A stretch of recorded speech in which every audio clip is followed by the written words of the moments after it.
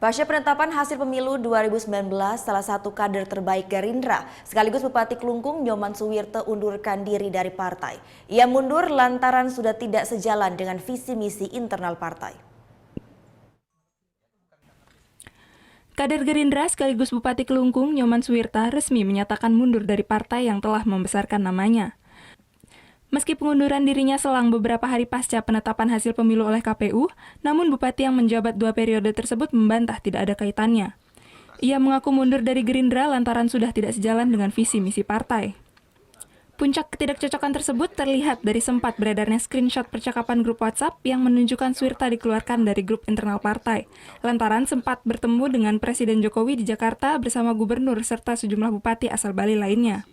Setelah keluar dari Partai Gerindra, Suwirte mengaku akan fokus memimpin Klungkung hingga 5 tahun ke depan.